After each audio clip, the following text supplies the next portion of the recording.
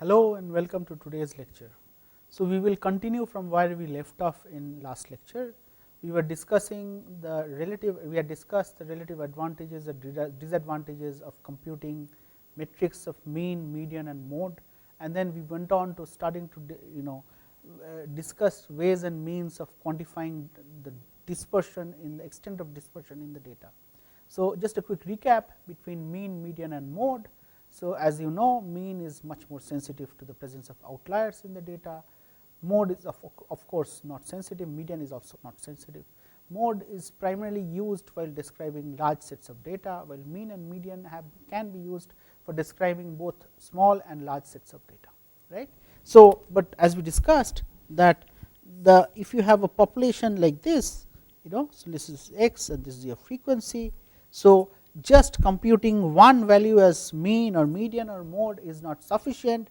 There has to be a way of capturing the dispersion in this data, and there are various metrics for computing this. The most simplest is the range, and range is nothing but essentially defined as the maximum and minimum of this data. Okay. So, as you can clearly see in this case, the minimum is 40, the maximum is 100. So, the range is 60. So, as you can also see that in this case your value, so range has to be thought of in the context of the minimum or the maximum or the average. Okay. So, you can have a value of 1, it will not change your maximum, but will drastically change the mean. So, you have to think of range in the context of what is the minimum and the maximum value. We then discussed about standard deviation. So, standard deviation is essentially the sum of the squares of x values from the average, either the population average or the sample average. The notable difference is after you add them up, you square them up, you add them up. So, it does not matter whether the value was lesser or greater than particular average, and then you divide by the total number of observations in the population. But in case of calculating the standard deviation of a sample, you divide by n minus 1. So, this is the most important difference between these two cases. We then came to this, we had derived this expression that when you do this xi minus x bar whole square, you can, this is as good as is exactly the same as calculating this particular term, which is summation x square minus n times x bar square. So, let us just take this particular example and see whether this holds good or not. Okay. So, let me write down the values of xi minus x bar. So, xi is 2, 3, 4, 5, 6, 7, 8, 9, 10. Okay. My x bar I can calculate as, so 2 is going to be 12 plus 12 plus 12 plus 12, 48, 54 by 1, 2, 3, 4, 5, 6, 7, 8, 9. 9 is equal to 6. Okay. My x bar is 6. So, I will plot two terms,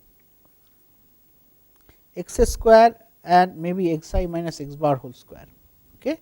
So, this is 4, xi minus x bar is 4 square is 16, 3 is 3 square is 9, 4 is 2 square is 4, 5 is 1 square is 1, 6 is 0, 7 gives me 1, 8 gives me 4, 9 gives me 9, 10 gives me 16, and for x square is 3 square 9, 16, 25, 36, 49, 64, 81, 100.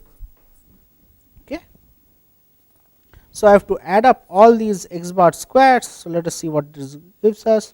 13 and 16, 29, 29 and 25, 54, 54 and 36 is 90, 90 and so you have 90 plus, okay, this is 90 plus 49 plus this is 145 plus 100. Okay. So, which is 90, so 194 to 384.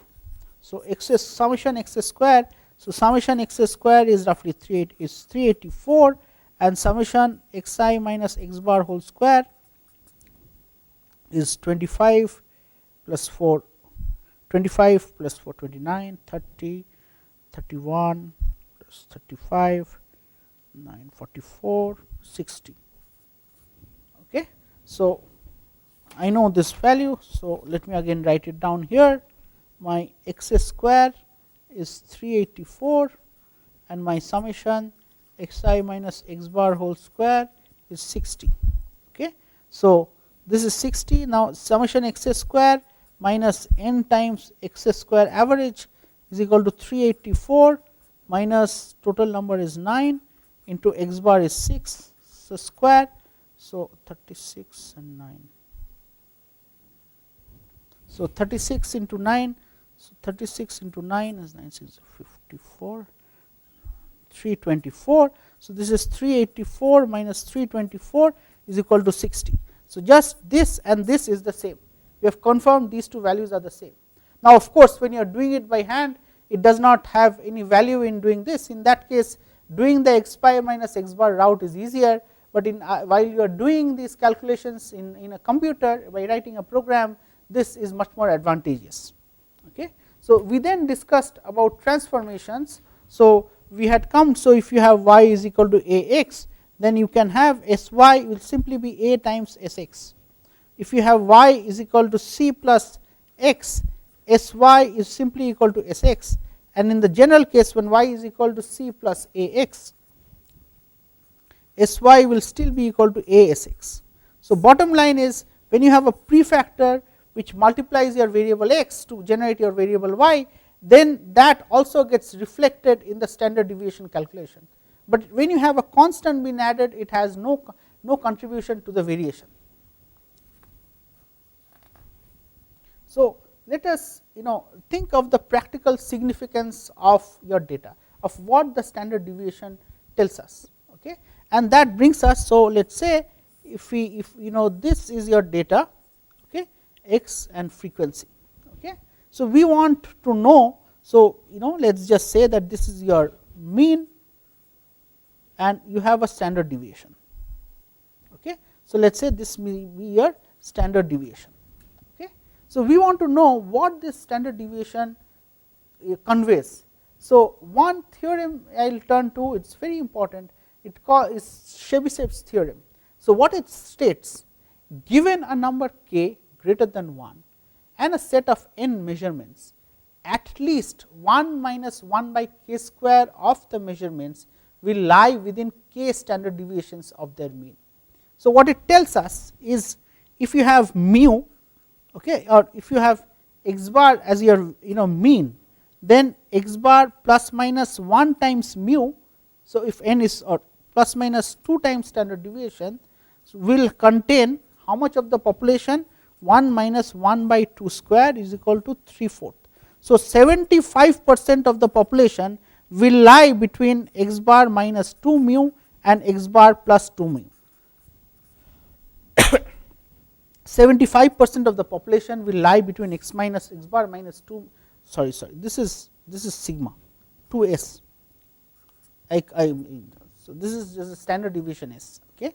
So, 75% of the population will lie between x bar minus 2s and x bar plus 2s. Okay. Similarly, if you put k is equal to 3, then x bar plus minus 3s, you have the value 1 minus 1 by 3 square equal to 8 by 9, which roughly is 90% of your data will lie between 3 standard deviations of your population. So, this is Chebyshev's theorem. Let us test it with the following example. So, you have these values, okay, 26.1, 26, 14.5, 29.3. Okay. So, so before we go this, I think I skipped this value. So, let us come to this example. So, imagine you have 26 observations and the mean of the population is 75. Okay. So, you have n is equal to 26, x bar is equal to 75 and variance equal to 100. So, standard deviation is equal to 10. So, it tells that if n is equal to 26, then so between x bar plus minus 2 times standard deviation, which would mean that 75 plus minus 20. So, between the values 55 to 95, you will have 3/4 of the population, that is equal to 3/4 into 26 observations will actually be within this range. Similarly, x bar plus minus 3 standard deviation would give me 75 plus minus 30. So, between the number 45 to 105, you will have 8 by 9 into 26 number of the population will lie within this number. So, this allows us to think of how much of the data will represent bulk of the data, how much of the fraction of the population represents bulk of the data. Let us test this particular example as well. So, you have the following population and you can calculate the mean of this population to be roughly 22. So, the number of observations are 1, 2, 3, 4, 5. So, in this case n is equal to 15, your x bar is equal to 22. So, let us say, so it what Chebyshev's theorem predicts is between 22 plus minus 2 times the standard deviation. Okay. So, we have not calculated the standard deviation. So, let us see. Okay. So, you have 26.1, 26, 14.5,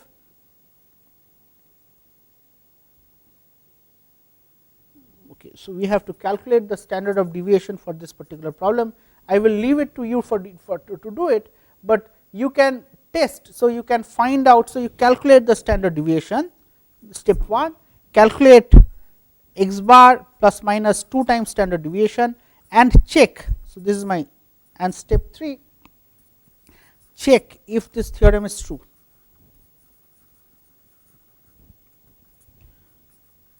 So, for distributions which are different than Chebyshev's, but many times you obtain mound like distributions. So, where there is a clear peak, there is a tendency for the data to accumulate towards the center of the distribution. This is a mound type of distribution and very often the term normal distribution is used. So, for these kind of distributions, what is known is within one standard deviation of the data, 68% of the data is there. Within 2 standard deviations of the data, 95% of the data is there. Okay? And within 3 standard deviations of the data, 99.7% of the data is there. So, you can see that compared to what Chebyshev's theorem predicts, which is that within 2 standard deviations you have 75% of the data. So, this clearly tells you that Chebyshev's theorem is a much more conservative estimate. That means, it underestimates how much population is, because it makes no assumption as to how the population is distributed. But for these particular normal distributions, you see that instead of 75% predicted by Chebyshev's theorem, 95% of the population falls between plus minus 2 standard deviations. So, this brings us to a very good exercise that, so for all practical purposes, you can consider 95% of the data to be the entire data itself. Okay. So, when you calculate standard deviation, right, you can to check whether the value of standard deviation that you have calculated is approximately is right or not. The exercise is very simple. You calculate the range, right. So, what normal, in the case of normal distribution, okay, in case of normal distribution, x bar plus minus 2 standard deviations is 95% of the data.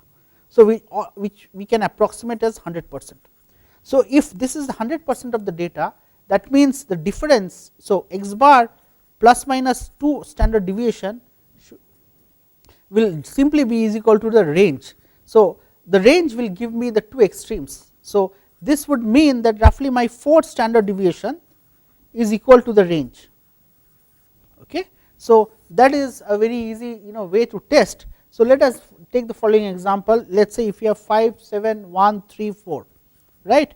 My range is equal to maximum minus minimum, 7 minus 1 is equal to 6. Okay. What is my standard deviation? My average is, so my x bar is 5 plus 7 plus 1 plus 3 plus 4 divided by 5 12, 13, 16, 20. So, x bar is 4.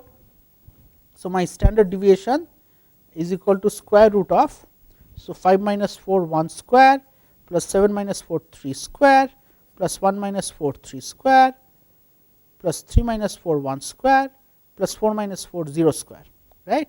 By 1 2 3 4 5 you have square root of 4 is equal to square root of, so 9 plus 1 10. So, 10 and 10 20, root 20 by 4 is equal to square root of 5, which will give you a value of 2.2, right.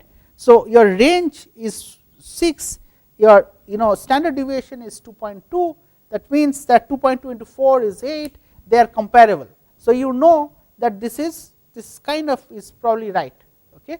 But if you had gotten a value of standard deviation as 10, that would have surely told you that there is something wrong in the calculation. So, this is this is not exact, but it gives you a way of testing whether the value you have calculated is reasonable or not. Now, when we are handling biological data, right, let us say you do an experiment where you measure how fast cells move, you have huge heterogeneity in the data. So, your error bar is going to be humongous.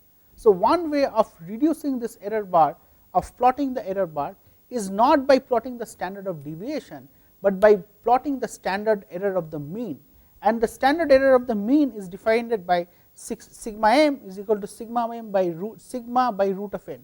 So, sigma is the standard deviation, you divide by square root of n. So, this clearly tells you when your n increases, then sigma m will decrease. So, if n is 4, for example, sigma m will be sigma by 2, half of sigma. If n is 100, then sigma m will be sigma by 10. So, your standard error bar will decrease, but again this is a measure, this tells you how confident are you of calculating the mean, okay. So, one more thing which is very important is the concept of z score or relative scoring, right.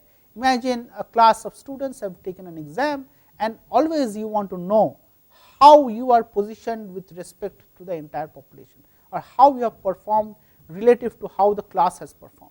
And z score, so z score is defined by, for given score, x minus x bar by standard deviation, okay. So, z score is defined by this particular example. So, if we take this example, if my mean is 25, my standard deviation is 4, then if x is equal to 30, so I get a z score of 30 minus 25 by 4, which is roughly 1, okay. 30 minus 25 is so it is actually 1.25, is equal to 1.25, but for all practical purposes which is roughly 1. So, one thing, so the z score gives you a way of testing whether a particular value is an outlier or not, and this is an empirical in nature, but what is considered is if your z score is greater than 3, then that particular value is an outlier. Let us take the following example, okay. So, you have these values, so your data is 1 1 0 15 2 3 4 0 1 3, right. So, for this particular value the z score, okay, so we of course have to calculate the x bar, okay. X bar is 2 plus 15 17 20 22 26 30 3 4 5 6 7 8 9 10, okay. So, x bar is 3, standard deviation, okay. So, in most of the cases it will be 0. So, your standard deviation will be let us say order 3, then my z score of 15 will give me 15 minus x bar is 3 by 3 is giving a value of 4, but I think the standard deviation will probably be order 4 or higher, 5, okay, in that case. But what you can clearly see is with this calculation, it may not be an exact calculation, but in this case your z score of 15, just by looking at the data, when you see most of your points are within 5 or 4, and then this 15 value is sticking out, then you know that this is really an outlier, and one way to do it is to calculate a z score and see whether this value is greater than 3. If it is greater than 3, you can completely remove this value and then recalculate your statistics. So, this helps you to remove outliers which completely mask the information that is contained in your data. Another important metric which is widely used is the concept of relative standing or percentiles, right. A pth, so the definition of a percentile is as follows: a pth percentile is the value which is greater than p% of the measurements. Okay. So, you can have, based on that, you can have first quartile which is at position 25%. So, it is defined is the first quartile is the value which is positioned at position 0.25/n+1. Accordingly, the third quartile is defined at position 0.7 times at n+1, and you can calculate something called the interquartile range, which is nothing but the difference between Q3 and Q1. So, again let us take the following example. So, you want to calculate the quartile. So, you have the following example: 4, 18, 11, 13, 20, 8, 11, 9. So, first thing will of course be sort 4, 8, 11, 11, 13, okay, 16, 18, 20, 13, 16, 18, 20, 25, 1, 2, 3, 4, 5, 6, 7, 8, 9, 5, 6, 7, 8, 9, 10. So, 4, 8, 11, 13, 11, 11, 13, 16, then you have 18, then you have 20, then 25. Okay. So, let us say you have the following measurements 1, 2, 3, 4, 5, 6, 7, 8, 9. So, you have total of 9 numbers. So, for calculating Q1 you do 1/4 into 9 plus 1, okay, which is 2.5. Okay. So, it tells you, so 2.5 is middle of this 8 and 11 number. So, for calculating Q1 you have to do 8 plus 0.5 times 11 minus 8. So, this is how you will calculate Q1. Okay. For calculating Q3 we need 0.75. So, 3/4 times 9 plus 1 is equal to 7.5 position, right. So, for calculating Q3, so what is the 7th position? 1, 2, 3, 4, 5, 6, 7. So, 7.5. So, this is your Q3. So, it is going to be 18 plus 0.5 into 20 minus 18. Okay. So, this is how you will calculate Q1 and Q2, and in Q1 and Q3. So, Q2 is nothing but your median. Okay. Q2 is nothing but your median. So, this is another example. So, where you can calculate the same thing, but I am not going into the details, but essentially the same thing. You ordered them, you find out what is total number of measures, you calculate which point is where, and then n, you find out the position and you have to interpolate. So, depending on, if let us say hypothetically between these two numbers you get a value of position as 2.25, then you have to take the, and this is position 2, this is the next position, you have to take this position and then 0.25 times the following 2 points. So, what these these quartiles, once you calculate the quartile, one of the way of representing data is using what is widely used, is called a box plot. So, this is how a box plot looks. Okay. So, this value, okay, so you have this entire range within which you have this value is your median, the square value. So, the square value is your average, the square value is your average, this is your median, this is your maximum, but this is your 75. So, third quartile, this is your first quartile. Okay. First quartile, median, third quartile, this is the maximum and this is the minimum. But what you can see is these error bars do not always extend to the maximum or the minimum, because you calculate what is called as the lower fence is defined as Q1 minus 1.5 times interquartile range and Q3 is defined, upper fence is defined as Q3 plus 1.5 times interquartile range. So, when you plot, so for example, in this particular data set, what you said, even after you have done that, there is this point which is a clear outlier. Okay. But for this case, the extreme point and where your your error bars extend is the same point. So, this would convey that this point is not an external point. Okay. So, in this case also you can see the error bar here, you can see the error bar here, which conveys the message that this point is an outlier. The other thing I wanted to look at here is the square point, which shows the mean position. So, what you see is in both these cases of the data, your mean and median are very close to each other. Okay. While for this data, for example, the mean is biased towards the upward side.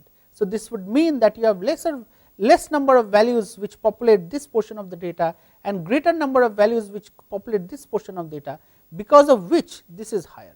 So, when you have the same thing, see, when your population is not outside the outlier, as in this case of this case, so your minimum and the error bar would kind of converge. But in these cases, in this case here or in this case here, these points are clear outliers which which lie much outside the bulk of the data. So, that is how you can detect outliers to find out where is your lower fence, where is your upper fence, and then calculate what is your how you want to plot your box plot. So, let us take a sample data set, let us say. So, we do 1, 2, 3, 8, 10, 12. So, this is your data set, right. So, your n is equal to 1, 2, 3, 4, 5, 6. So, your Q1 is at position. So, position is 0.25 star 6 plus 1 is equal to 7 by 4 is equal to 1.75. So, my Q1 is 1.75 position. So, between 1 and 2 it is going to be 1 plus 0.75 times 2 minus 1 is equal to 1.75. Okay. This is the position, remember. Okay. Now, for Q3 you have position is 0.75 times 6 plus 1 is equal to 3/4 into 7, okay, 21 by 4, which is 5.25. So, fifth number is 10th, okay, but only you have 0.25. So, Q3 is equal to 10 plus 0.25 times 12 minus 10 is 2. So, is 5. So, 2 into 0.5. So, 10.5 is your Q3. Okay. So, my IQR is equal to Q3 minus Q1 is equal to, so 10.5 minus 1.75 is I think 8.75. Okay. IQR is 8.75.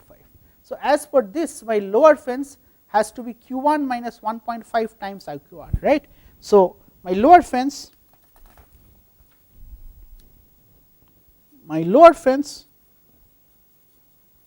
is Q1 minus 1.5 into 8.75, and upper fence Q3 plus 1.5 into 8.75. Okay. So, you can, I think none of these points will be outside the range. Okay. So, most of these points will lie inside your plot, and your box plot, if you plot, will probably look something like this. And so, your median and your median, since each of these values are only repeated once, your median will be in between, your mean and median will be very close to each other, and your error bar won't, your error bar will encompass all the points, because none of the points lie outside. Okay. So, but it is possible to have plots where your, let us say you have an error bar like this. Okay. So, where your this point is way outside the maximum to which this goes, this is your upper fence, which is Q3 plus 1.5 times IQR.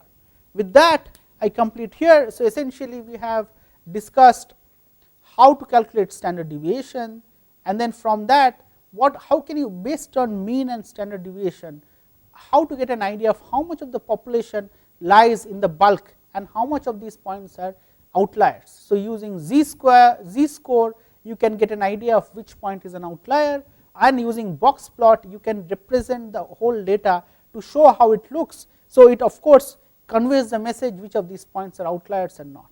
With that, I thank you for your attention. We will meet again in the next class. Thank you.